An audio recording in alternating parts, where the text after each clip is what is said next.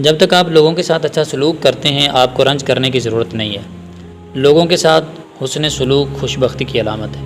حاتم طائی کے بارے میں کہا جاتا ہے کہ وہ کہا کرتا تھا، اگر تمہارے پاس اونٹنیاں ہوں تو اپنے رفیق کو اپنے پیچھے پیدل چلنے کے لیے نہ چھوڑو، بلکہ اپنی اونٹنی بٹھا کر اس پر سوار کر لو، اور اگر اونٹنی نہ مانے تو اسے سزا دو۔ حاتم نے مہمان کی تلاش میں اپنے غلام کو بھیجتے ہوئے کہا، آگ جلاؤ، رات ٹھنڈی ہے، اگر کوئی مہمان آ جاتا ہے تو جاؤ تم آزاد ہو۔ اور وہ اپنی بیوی سے کہا کرتا تھا، جب کھانا بنا لو تو کھانے پر کسی اچھے آدمی کا انتظار کرنے دیا کرو کہ میں اکیلا نہیں کھایا کرتا۔ ایک اور شعر میں اس نے اس مضمون کو یوں ادا کیا ہے کہ اے گھر والو، مال تو آنی جانی چیز ہے، اس کے تذکرے اور چرچے ہی رہ جاتے ہیں۔ جب دم نکلنے لگتا ہے اور کلیجہ منہ کو آتا ہے تب مال و دولت آدمی کے کچھ کام نہیں آتے۔ اس کا ایک اور شعر بھی ہے جس کا ترجمہ یوں بنتا ہے، کسی مالدار رشتہ دار نے ہمارے فخر میں اضافہ نہیں کیا، اور کسی غریب اور محتاج نے ہمارے حسب و نسب کو حقیر نہیں ٹھہرایا۔ عروہ بن حزام کہا کرتا تھا، تم موٹے تازے ہو، میرے چہرے پر دبلا پن ہے، کیا اس وجہ سے تم میرا مذاق اڑاتے ہو؟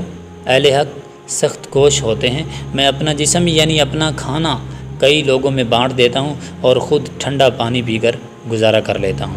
حضرت عبداللہ بن مبارک کا ایک پڑوسی یہودی تھا۔ آپ اپنے بیٹوں سے پہلے اسے کھلاتے پلاتے اور کپڑے پہنایا کرتے تھے۔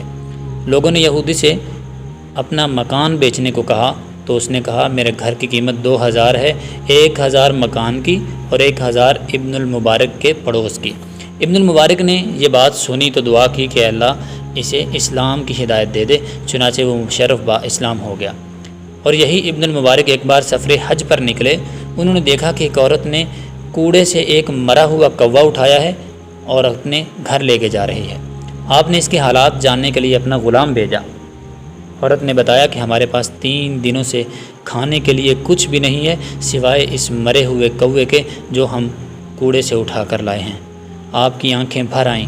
آپ نے قافلہ والوں کو حکم دیا کہ اپنا سارا مال اس بستی میں تقسیم کر دیں اور وہیں سے واپس لوٹ آئے۔ اس سال حج کا ارادہ ترک کر دیا۔ خواب میں دیکھا کہ کوئی کہنے والا کہہ رہا ہے، آپ کا حج قبول ہوا، گناہ بخش دیے گئے اور آپ کی کوشش کامیاب ہو گئی ہے۔ اور اللہ تعالیٰ ایسے لوگوں کے بارے میں فرماتا ہے کہ وہ اپنے اوپر دوسروں کو ترجیح دیتے ہیں اگرچہ انہیں خود سخت ضرورت ہو۔